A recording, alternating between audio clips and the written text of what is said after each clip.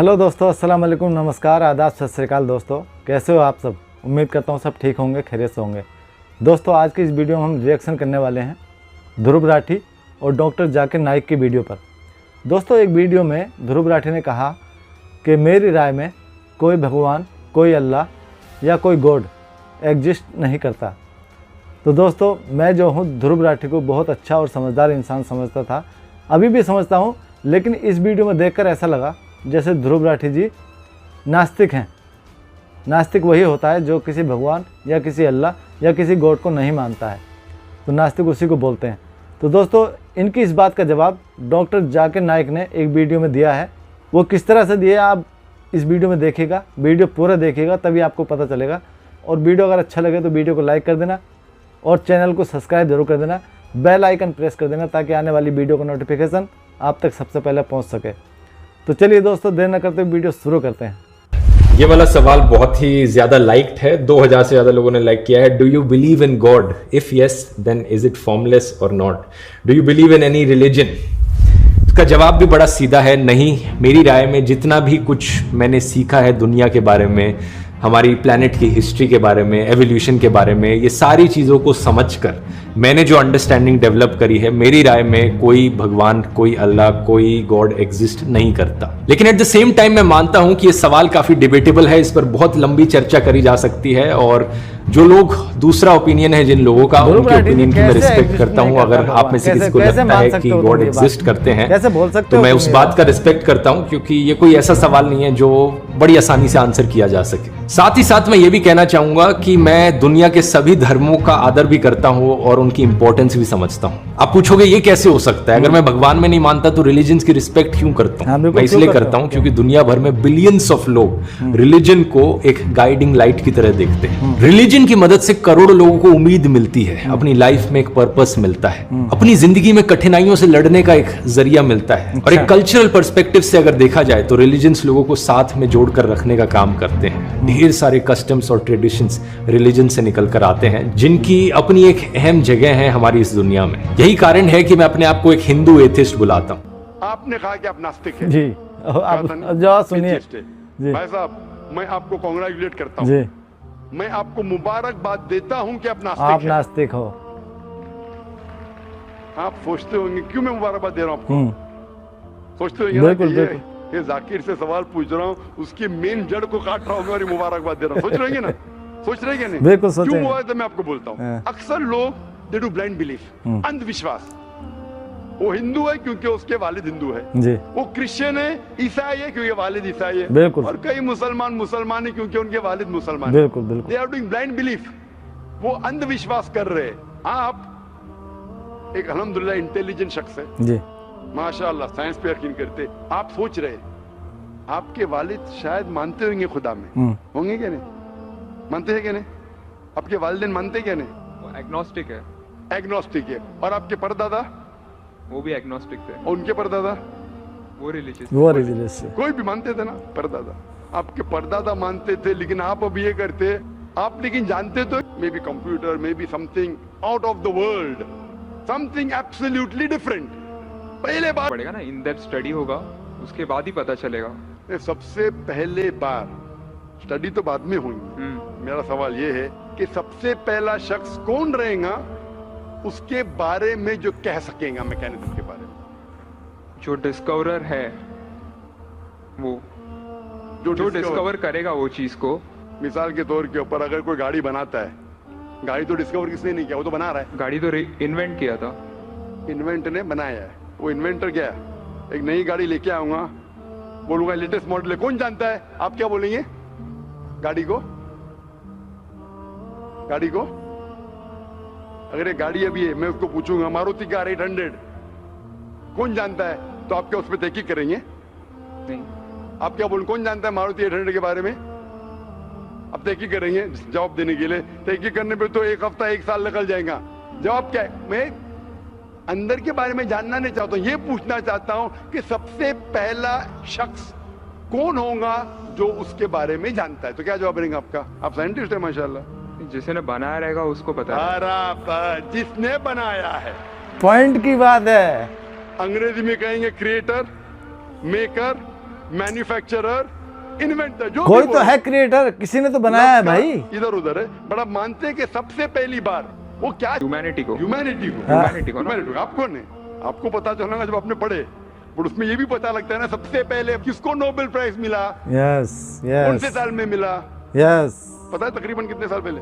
No idea, may be 30, 40, 50 years. बिल्कुल सही, 30 बोलो, 40 बोलो, 50, मैं आर्ग्यू नहीं करूंगा। मैं आर्ग्यू नहीं कहूंगा, सही जवाब तकरीबन 40 साल है, लेकिन 30 बोलो मैं आर्ग्यू नहीं करूंगा, 50 बोलो आर्ग्यू नहीं करूंगा, 60 बोलो आर्ग्यू नहीं करूंगा, लेकिन 30, 40, 50, 60 है बराबर।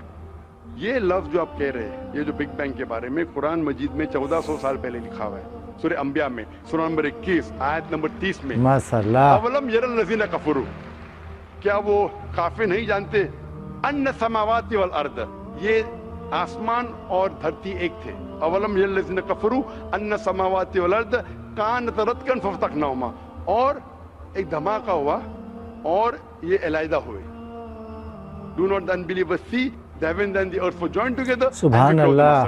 अभी this is nothing but the Big Bang theory in a nutshell। जो Big Bang कहती है this is a nutshell, वो Big Bang में आप जब जाएंगे उसमें और आपको एक्सपेंशन मिलेगा, बिलियन ईयर्स पहले हुआ, 5 बिलियन या 5 years, that differs opinion। ये Big Bang के बाद कौन सा गैस है, न्यूट्रॉन आया, प्रोटॉन आया, वो सब discussion, but Big Bang is the irrefutable proof according to scientists। I would like to interfere here with your permission, of course। Why does religion need to use science as a walking stick, whereas science never refers to religion? माशाअल्लाह, भाई साहब ने पूछा कि religion को science की walking stick क्यों चाहिए, साइंस को रिलीजन की जरूरत ही नहीं है। भाई साहब, रिलीजन को साइंस की जरूरत नहीं है, साइंस को रिलीजन की जरूरत है। yes. इसीलिए Albert Einstein who got a Nobel Prize winner, famous physicist, उसने कहा science without religion is lame and religion without science is blind।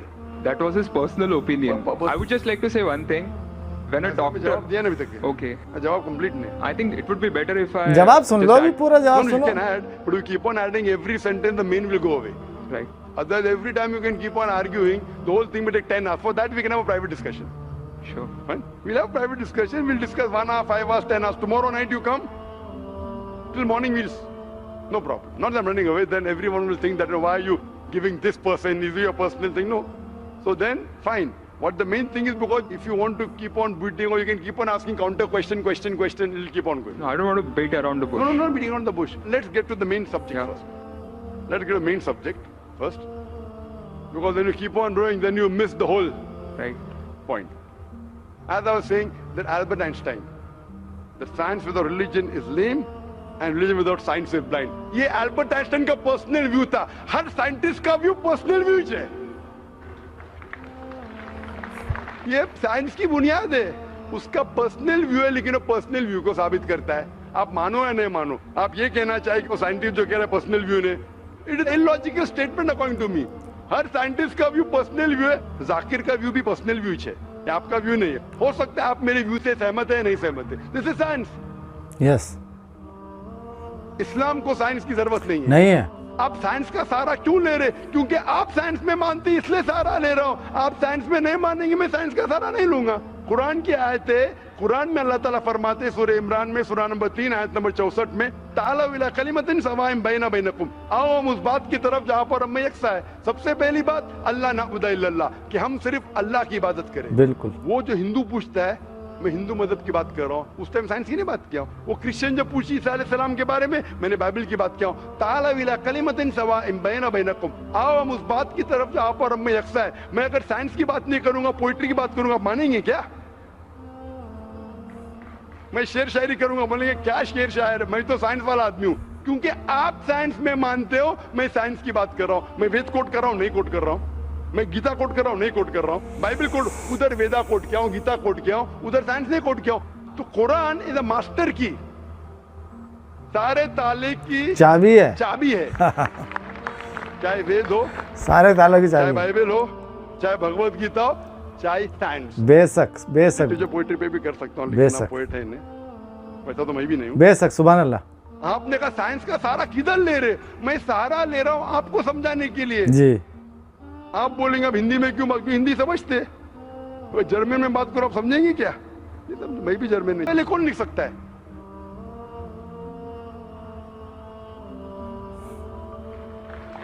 तभी वो पॉस्टुलेट था, अभी ये थियरी बन गया, प्रूव करने के बाद थियरी बन गया, तभी वो पॉस्टुलेट था। पॉस्टुलेट पढ़ेगा जियोस्फेरिकल से।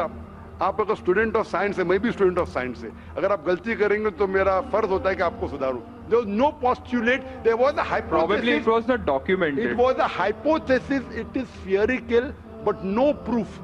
And geospherical तो था ही नहीं। Even Sir Francis Drake जब दुनिया के गोल गए, उसने ये नहीं कहा जियोस्फेरिकल है, उसने कहा स्फेरिकल है। कुरान में लिखा है स्फेरिकल नहीं, जियोस्फेरिकल। It was no postulate, no hypothesis also. Leave aside postulate. It came later on. जियोस्फेरिकल तो और करीब है। कुरान में कौन लिख सकता है? Probably some early scientist. Probably some early scientist, ठीक है। अर्ली साइंटिस्ट ने लिखा, पहले बोले मोहम्मद सल्लल्लाहु अलैहि वसल्लम हो सकता है, फिर बोले अर्ली साइंटिस्ट, बिग बैंग लिखा, ये लिखा, ठीक है। ये चांद जो है, चांद है, चांद की रोशनी खुद की रोशनी है क्या रिफ्लेक्टेड रोशनी है? रिफ्लेक्टेड है। कभी पता चला?